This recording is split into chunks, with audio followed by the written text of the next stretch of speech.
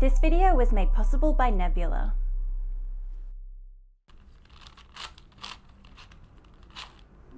What is the fastest way to solve any Rubik's Cube? How do you complete a level of Super Mario Bros. In the shortest possible time?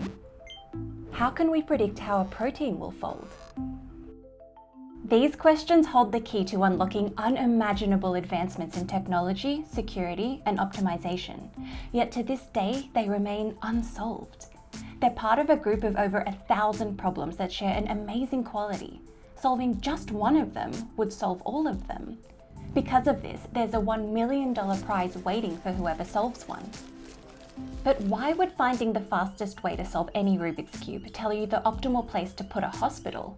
Why would finding a way to solve any Sudoku puzzle tell you the cheapest way to fly around the world?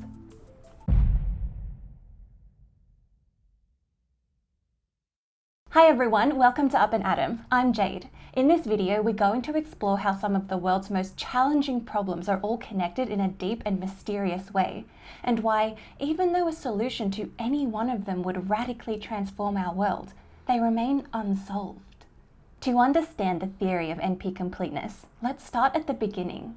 What does this claim actually mean? What kind of problems are these, and what would it mean to solve one? Let's take this one. You want to organize a party. Unfortunately, not all of your friends get along. You'd like things to go smoothly, so you want to make sure that you don't invite 2 people who clash, and you want to invite at least 3 people. Can you do it? We can represent your friend network as a graph, where each friend is a node. If they get along, they're connected by an edge. If they don't get along, they're not connected. Clearly the problem is that Dennis and Bob don't get along. So you can either invite Alice, Bob, and Charlie, or Alice, Dennis, and Charlie. This example was small enough to easily figure out, but what if you were actually popular and your friend network looked like this? Here you have 20 friends. Can you throw a party of 12 so that everyone gets along? Now it's not so obvious. This is a famous problem in computer science called clique. A clique refers to a set of nodes that are all connected by an edge. So in this case, the question is, can you find a clique of 12? However, when computer scientists refer to the clique problem, they don't just mean one specific instance like 20 nodes with a clique of 12. They mean for every instance of the problem, for any graph with any number of nodes and for any clique size. How can you answer what is essentially infinitely many questions?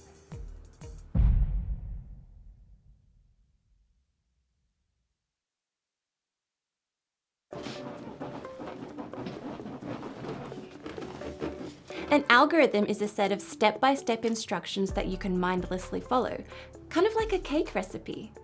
Computers are very good at carrying out algorithms because they're good at processing simple instructions very quickly. Let's see if we can come up with an algorithm to solve this specific clique problem. This network has 10 nodes. Can we write an algorithm to tell us if there is a clique of 5?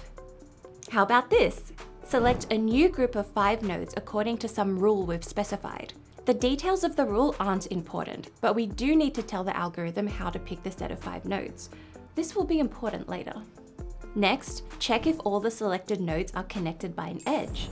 If they are all connected, we've found a clique of 5 and the algorithm halts.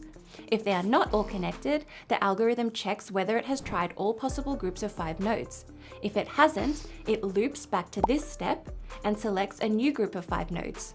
It repeats this process until it finds a clique of 5, then halts. However, if it has tried all possible groups of 5 nodes, it concludes that no clique of 5 exists and halts.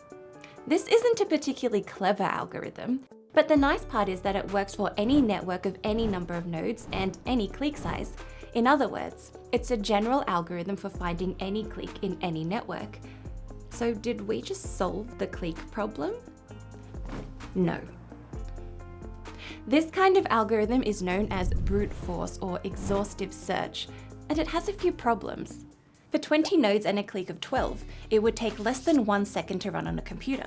For 40 nodes and a clique of 24, it would take a few seconds to run. For 80 nodes and a clique of 48, it would take a couple hundred years to compute. And for 160 nodes and a clique of 96, Well, by the time the algorithm stopped, all stars in the universe would be long dead. As the input n grows larger, the runtime of the algorithm grows exponentially. This is what makes clique a hard problem. It's what computer scientists call intractable, meaning that for all practical purposes, we will never find a solution for large n. This is why the clique problem remains unsolved. Computer scientists care about how a problem scales as the input grows, and so far, no one has found an algorithm that scales faster than exponentially. So what would a solution look like? A cleverer, faster algorithm. How much faster? One that scales polynomially. Where an exponential has the input number in the exponent, a polynomial has the input number in the base, and a constant in the exponent. So as the input n grows, the time needed to complete the algorithm grows much more slowly. The computer scientist Jack Edmonds once said that for practical purposes, the difference between polynomial and exponential order is often more crucial than the difference between finite and non-finite. So yeah, there's a pretty big difference. So this whole distinction between kind of exponential and a polynomial seems rather artificial to a lot of people, because it is like it's again, it just seems like two very, very strange classes of functions. There are functions that are in between the two as well. And if you have like an algorithm that can solve a problem polynomially, no matter how inefficient it might be, you know that it is doing something that looks very, very different than brute force search. And this is kind of sort of one kind of important distinction. So you can kind of think of exponential problems as sort of problems where you sort of just try all the possibilities in some sense, and polynomial algorithms as those that are clearly kind of doing something else. All of these problems share the property that no algorithm faster than an exponential one has been found to solve them. So the statement solving one of these problems would solve them all more concretely means finding a polynomial time algorithm for one of these problems would give way to finding a polynomial time algorithm for all of these problems.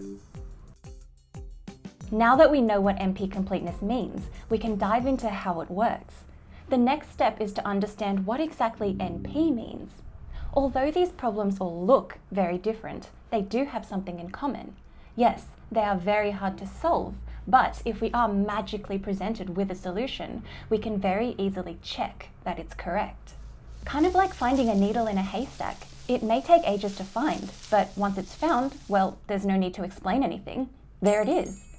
So although they take an exponential time to solve, they can be verified in polynomial time.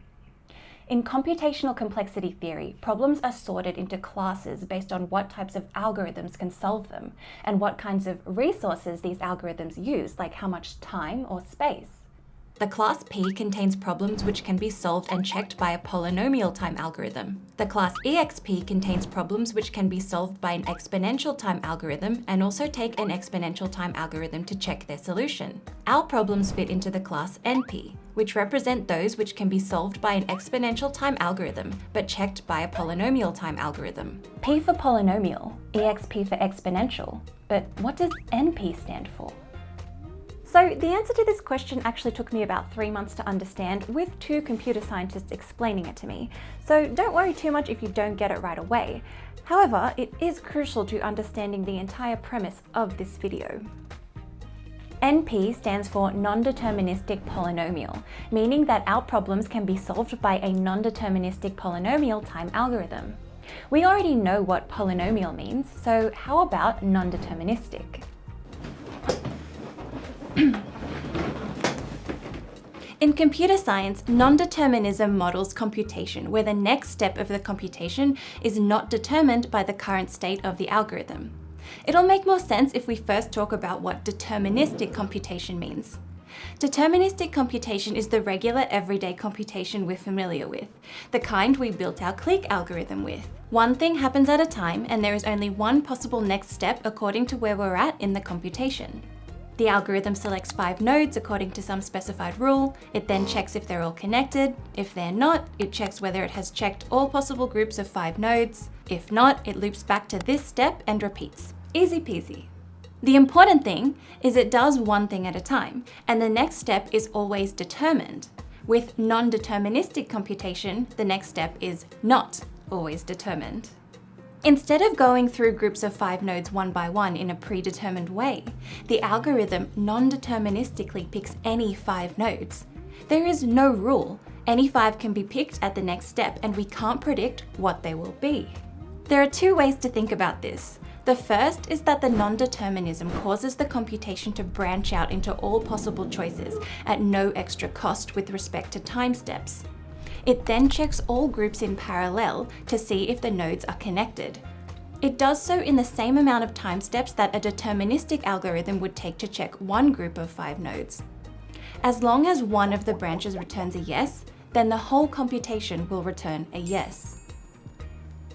The other way to think of non-deterministic computation is that rather than trying all possibilities out, the non-determinism magically allows the algorithm to guess the correct group on the first try. Obviously, non-deterministic computation is a lot faster than deterministic computation. We can skip all the time checking all the paths one by one and just check all the paths in parallel. The talented computer scientist Eric Demain said that non-determinism is like engineering luck. Checking all paths in parallel to find the right one is computationally equivalent to guessing the right path on the first try. So, as I mentioned, I found non-deterministic computation hard to understand. It's not a realistic or practical model of computation, so my query was, why even bother coming up with such a model? To help clarify, I've brought in reinforcements. What's up with this non-deterministic model?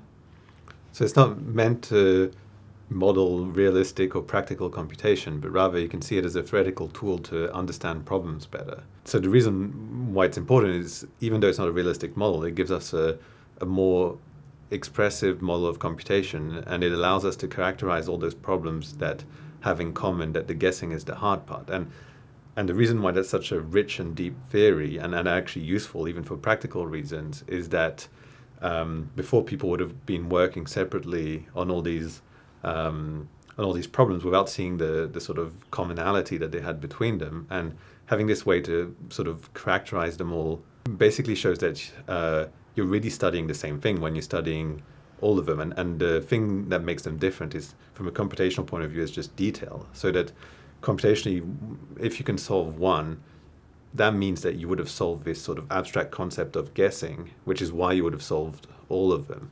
So hopefully now you have an idea of what the NP in NP-completeness means. We're referring to a class of problems that can be solved in polynomial time if they have access to a non-deterministic algorithm. What's cool about this idea is that it mathematically captures being hard to solve but easy to check. But that still doesn't explain why solving one of these problems would solve them all. Why solving Candy Crush would solve protein folding. For that, we need to talk about completeness. To fully understand it, we need to go back to when it all began, the 70s. This whole solving one problem would solve them all thing didn't exist yet, and computer scientists were working on these problems in isolation. It was 2 cool dudes, Stephen Cook and Leonid Levin, that revealed their deep connection. The work was so groundbreaking that Cook won a Turing Award for it, the Nobel Prize of Computer Science. The way they did it is reminiscent of something René Descartes did 300 years earlier. You might know Descartes for I think therefore I am, but he also did some revolutionary mathematics. See, before Descartes, algebra and geometry were completely separate fields of study. Then Descartes invented the Cartesian plane, and all of a sudden, algebraic expressions could represent shapes and lines. Shapes and lines could be transformed into algebraic expressions. These were no longer 2 different things, but different representations of the same thing. Cook and Levin did something similar for computer science. They showed the connection between a very famous NP problem called SAT and computation. In fact, they showed that the SAT problem could carry out computation. This is a very strange idea, a mathematical problem doing computation. So now I'm going to tell you what the SAT problem is, we're going to clarify what computation is, and then I'm going to show you how a SAT problem can do a computation. To understand the SAT problem, you need to help me choose what activities to do at the party. I have everything we need for either xylography, yarn crafting, and/or playing the zill. If we do yarn crafting, our yarn art would be complemented really well by some wood engravings. So it would be crazy to do yarn crafting without doing xylography. Xylography and playing the ZIL will both take up a lot of time, so we can't do both of those.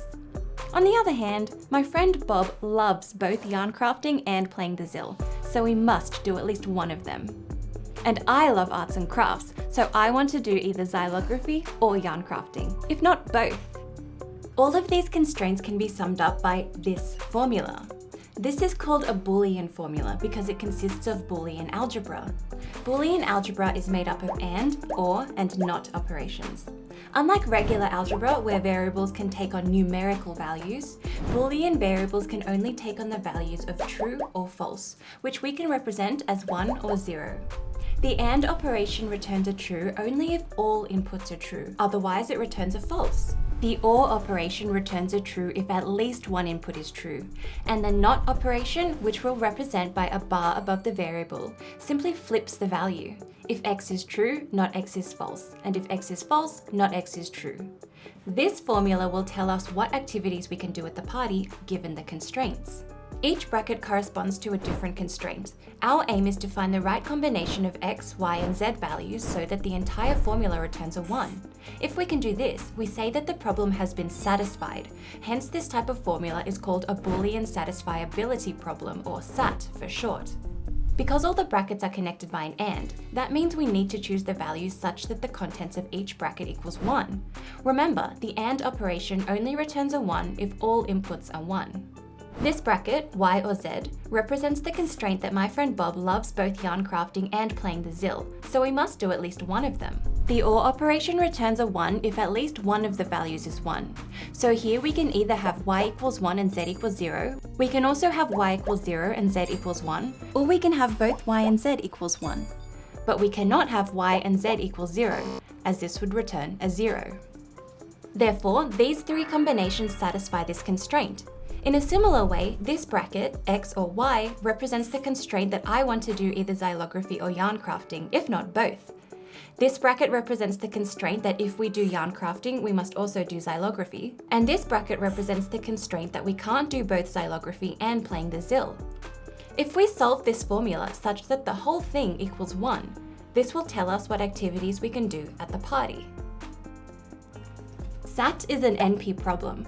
We don't have a guaranteed significantly better way to solve it than just to check every single combination of true and false, a brute force or exponential approach. Pause the video now if you'd like to figure out the right combination of true and false values for X, Y, and Z. The answer will be revealed in about 4 seconds.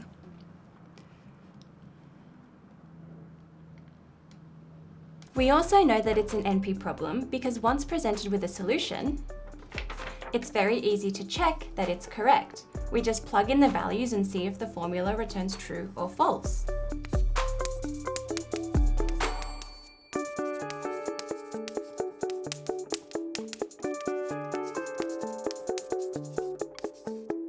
Looks like we're doing xylography and yarn crafting, just what I wanted.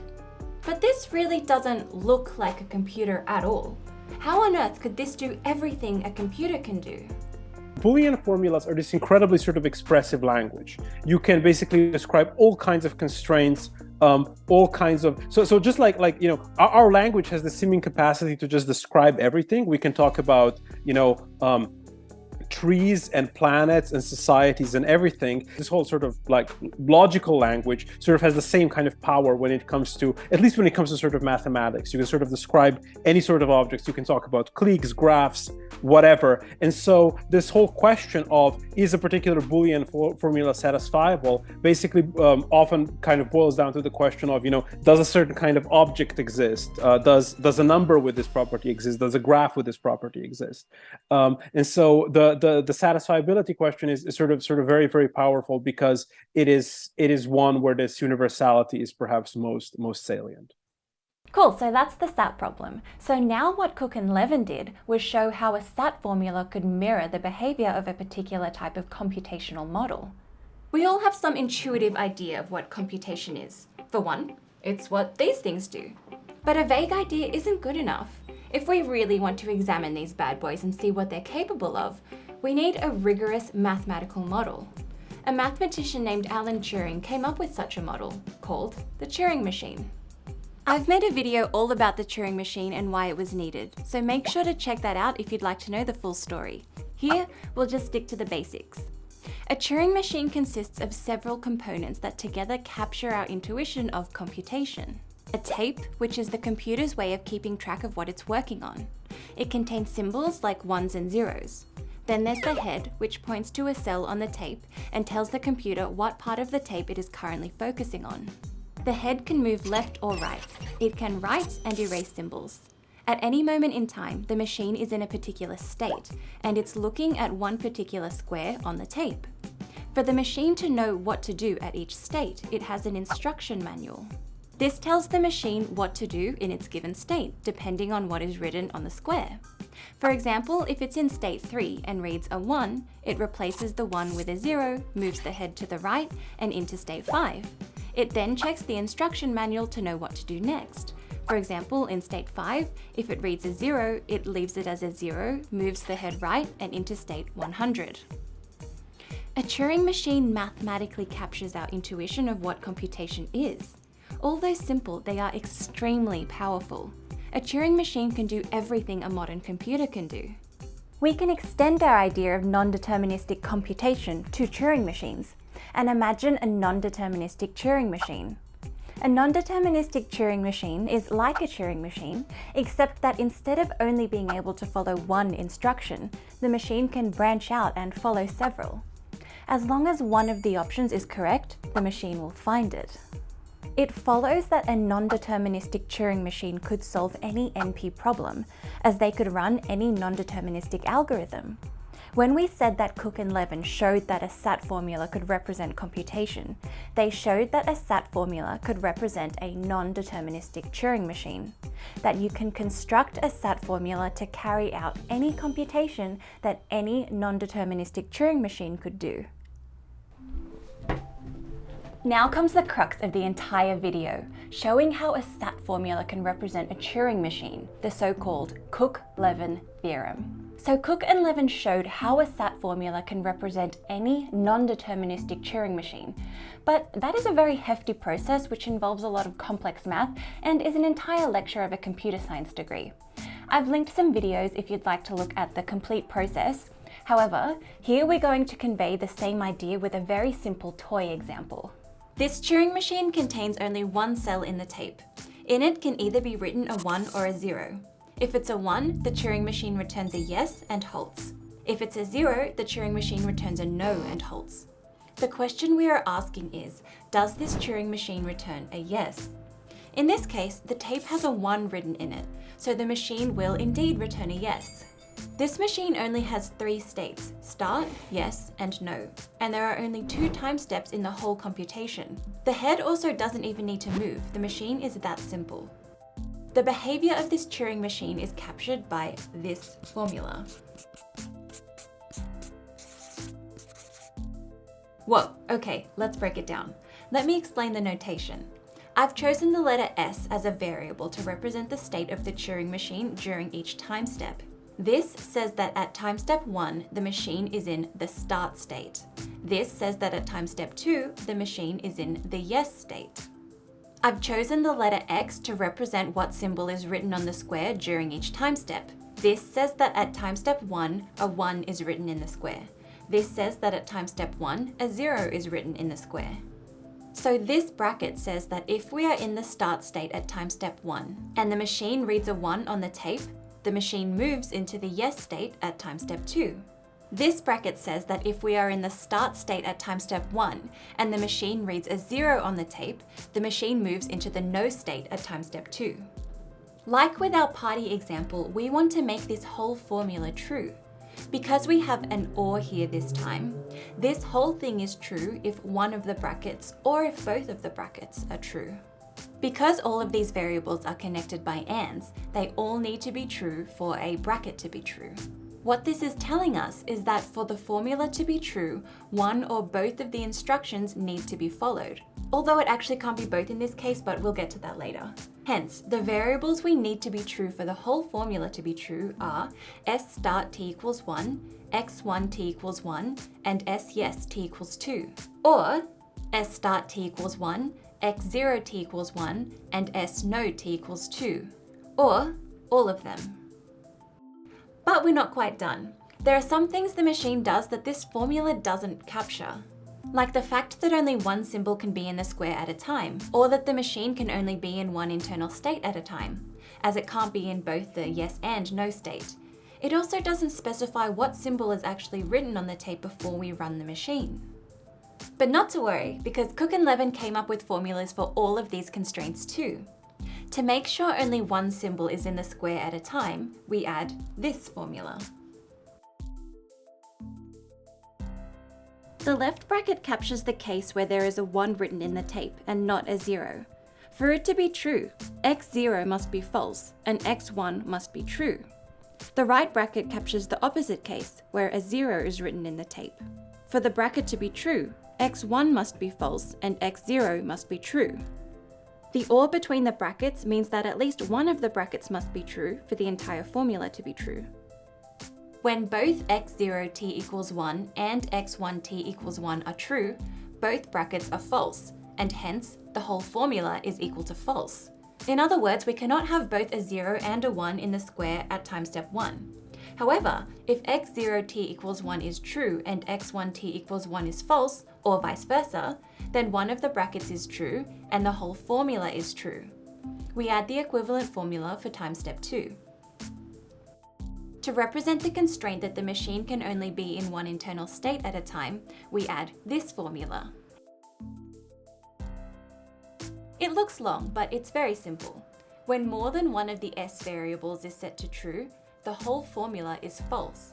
However, when only one of the s variables is true, the whole formula is true. We add the equivalent formula for time step 2. Hence, the machine can only be in one internal state at a time. And finally, our Turing machine starts with a 1 written on the tape. We represent that very simply by adding x1 t equals 1. To ensure that all of these conditions are met, we connect all the formulas by an AND.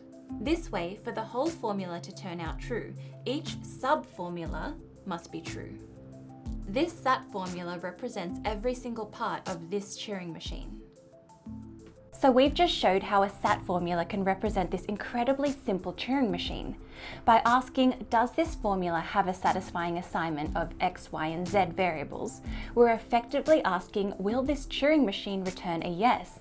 Cook and Levin showed how to build a SAT formula to represent any Turing machine, even a non-deterministic Turing machine. That the SAT problem could answer any question a non-deterministic Turing machine could answer. So if we did find some kind of way to solve the general SAT problem, that would mean that we could simulate a non-deterministic Turing machine. And remember how a non-deterministic Turing machine could solve all of the NP problems. So that tells us that solving SAT would also solve all other NP problems. Thus, SAT was the first ever NP-complete problem, a problem that could simulate a non-deterministic Turing machine. This is incredible, but it's not what I promised. SAT is just one problem, and I promised that solving any of these problems would solve them all. Here comes a new player in the game. Cook won a Turing Award for kicking off the whole NP-complete movement, but he shared his Turing Award with another computer scientist, Richard Karp. In a revolutionary paper, Karp showed that another 21 problems were NP-complete in the same way that SAT was. One of these problems was the clique problem from earlier in the video. That's right, the clique problem can also simulate a non-deterministic Turing machine. Since Karp's revolutionary paper, researchers have identified thousands of NP-complete problems in a wide range of fields, such as cryptography, optimization, and artificial intelligence. NP-completeness unifies thousands of problems that were previously distinct. Instead of having many research teams trying to tackle thousands of separate problems, the theory of NP-completeness exposes the fact that the fundamental difficulty in solving these separate problems is the same one, the guessing part, and that solving it for one problem would solve it for all others. This is why computer scientists don't really think we'll ever solve these NP problems, because that would mean that non-determinism was not more powerful than determinism, and that checking that something is right is just as easy as finding the solution to it. That's a pretty big shift in worldview. However, no one has yet proved that there isn't a faster algorithm for these problems, making the question of whether P equals NP the biggest open question in computer science. One of the most important things about what Cook and Levin did is that now to show that a problem is NP-complete, you just need to take a known NP-complete problem and reduce it to your new problem. This is much easier than reducing it from a non-deterministic Turing machine. In fact, when faced with a new hard problem, it's often the first instinct of computer scientists to try to reduce a known NP-complete problem to their new problem. This is so they know whether or not to spend hours trying to solve it, or whether it joins the ranks of the infamous NP-complete class. A reduction is one of the most important techniques in theoretical computer science, and in a bonus video on Nebula, I show you how to reduce the SAT problem to the clique problem, proving that the clique problem can also simulate a non-deterministic Turing machine. Watching this will give you insight into how such different looking problems are actually the same one in disguise, and you'll understand the powerful techniques that computer scientists use. The reason I chose not to include the reduction in this video is that it's quite technical. The YouTube algorithm tends to reward exciting and snappy content, but sometimes you do need to go deeper into the math to really understand and appreciate a topic. But I know a lot of you already know that and love a more in-depth explanation. So thankfully, I was still able to make the bonus video on Nebula. Nebula is a streaming platform made by myself and a bunch of educational creator friends. What's amazing about it is because it's a subscription service, we can make the content we really want to without worrying about whether or not the YouTube algorithm will reward us. So I can include the more in-depth explanations that I know a lot of you love. Signing up to Nebula is the best way to support this channel and the creation of educational content in general. I'm deeply thankful to my subscribers who are currently supporting me by being subscribed to Nebula. There's a ton of exclusive high production content there by some of your favorite creators, including Real Engineering, Joe Scott, Real Science, and many more for you to discover. If you sign up with my link right now, you get free access to Nebula classes, where creators make classes about how to do what they do best. One class I highly recommend is What is Code, taught by the Coding Train's Daniel Schiffman.